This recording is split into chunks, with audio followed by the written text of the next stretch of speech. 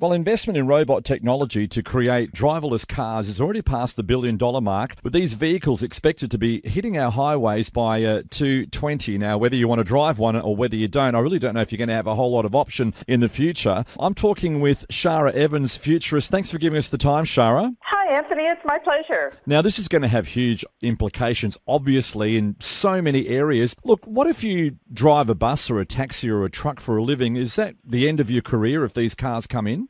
At some point, it probably will be. Let me give you a bit of a timeline. In about 2020 is when we're going to see a lot of commercial manufacturers have models in the showroom that have an autopilot mode. And that's where it's going to be the robot driving the car. But they're not going to be 100% autopilot all the time. I suspect that they'll be used primarily on highways at first, much like auto park in some of the top-end cars. You'll see it in the top-end cars, and then it will gradually come down into a much wider class of vehicles. By 2025, I think that we'll see somewhere in the order of 20 to 50 million vehicles around the world, which will have an autopilot mode that's used sometimes. But by 2030, you won't be able to buy a vehicle that doesn't have autonomous driving capabilities. And I think around that time frame, or maybe even sooner, we're going to see governments start to legislate the use of autopilot mode, first on highways and then later everywhere. It's going to have an impact on jobs,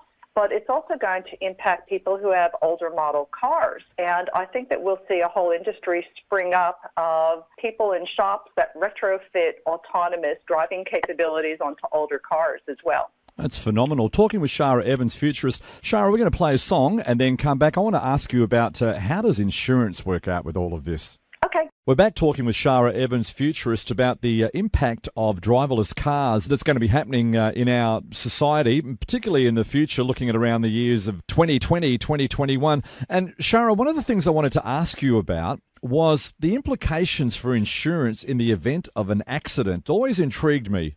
It's going to be complex, Anthony, because one of the first things that will have to be determined is whether a human was driving a car at the time of the accident or a robot was driving a car. And if a robot was driving a car, who's liable for whatever has happened?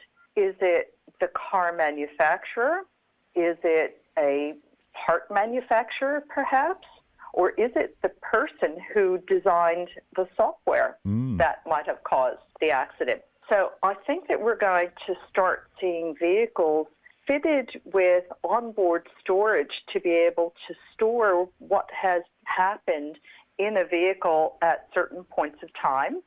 It may be stored in the cloud, and that there'll be a forensic science that comes up to help determine who's at fault. And it's not just insurance, it's also law enforcement, because if the incident involved property or loss of life or traffic violations, then cops will want to know who's at fault too. There's a really funny story that happened about a week ago. A Google driverless car was pulled over, and I think it was California that it happened in. It wasn't for going too fast, it was going for too slow. Oh. And the police officer didn't know what to do because there was nobody driving the car. There was a passenger in there, but there was no one behind the steering wheel. Great to talk with you. Look forward to talking to you again soon. Same here, Anthony. Thank you.